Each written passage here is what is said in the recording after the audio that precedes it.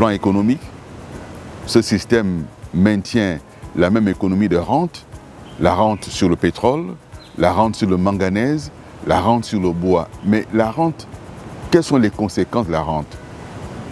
Le mal développement.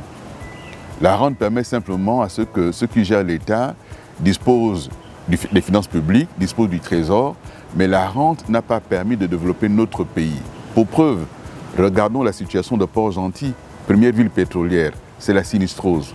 Pour preuve, regardons Langounier, l'Anyanga, le Goué maritime, où sont exploités plusieurs puits de pétrole, quelle est la situation réelle des populations. Mais le pétrole, quel est le Gabonais qui sait comment on exploite le pétrole? Le pétrole, quelle est l'entreprise gabonaise par des Gabonais qui exploite le pétrole? Le pétrole, quelle est l'entreprise privée gabonaise qui le transforme? Et donc tous ces débats-là qui sont menés autour d'une économie de rente font des débats sérieux. Il faut changer de modèle. Prenons le manganèse. Ça fait des décennies que nous exportons le manganèse brut.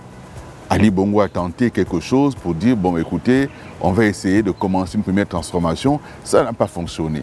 Mais pourquoi? Parce que le modèle actuel satisfait beaucoup d'intérêts, beaucoup de lobbies, et ce modèle ne permet pas d'avoir un impact significatif sur le développement, sur l'emploi, etc. Prenons le secteur forêt-bois, un secteur sur lequel des réformes importantes ont été engagées, notamment en ce qui concerne la zone d'Nkok, qui aurait dû être le modèle de ce qu'il y a à faire, mais qui aujourd'hui, par les décisions hasardeuses prises par le CTRI, la zone d'Nkok est moribonde. Et donc la première grande réforme, elle est là. Il faut absolument changer de modèle économique. Ce modèle économique, il est à bout de souffle. D'ailleurs, il y a un jeune compatriote qui a écrit un livre récemment, que j'ai lu avec beaucoup d'intérêt, c'est Gabriel Tougou. Il a écrit un livre sur les damnés de la rente.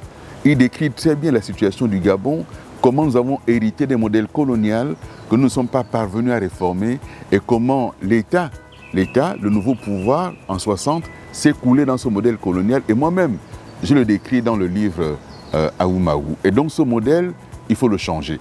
C'est un modèle colonial, un modèle néocolonial et un modèle dans lequel, en réalité, notre État a eu la facilité de se couler simplement et ça ne peut pas fonctionner. Que faut-il changer d'autre? Et je parle clairement d'aller à la conquête de notre nouvelle indépendance. Là, j'évoque la question de l'économie, donc indépendance économique. Ça va aussi dire revisiter un certain nombre de chantiers et de marchés qui ont été conclus avec les majors, les grosses entreprises. Les regarder pour les rééquilibrer. Et donc cette indépendance économique, elle ne suffirait pas. Il faut une indépendance politique et diplomatique. La voix du Gabon doit à nouveau être entendue. La voix du Gabon doit à nouveau compter. Moi, j'ai été étudiant et j'ai été étudiant engagé. J'ai combattu le régime d'Omar Bongo, comme chacun le sait. Mais je reconnais une chose, c'est que Omar Bongo a réussi à positionner le Gabon sur la carte diplomatique mondiale.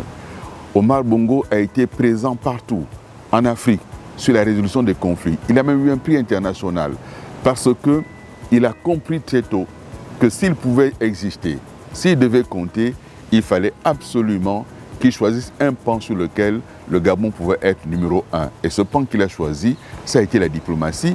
Il faut donc à nouveau que la diplomatie gabonaise existe. Mais pas une diplomatie pour le prestige.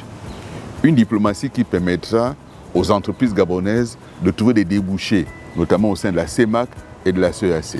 Une diplomatie qui permettra aux étudiants gabonais de se déployer dans la CEAC, un peu comme des étudiants européens avec le programme Erasmus. Une diplomatie qui permettra aux intellectuels, aux artistes, aux chercheurs de sillonner. Je parle là de la libre circulation des personnes et des biens. Ce n'est pas le libre établissement. Le Gabon aura le droit, sous ma présidence, de choisir qui vient. Moi, je suis clairement décomplexé sur le sujet. Il nous faut une immigration choisie. Nous ne pouvons pas subir l'immigration. Il faut une immigration choisie, assumée en fonction de nos besoins.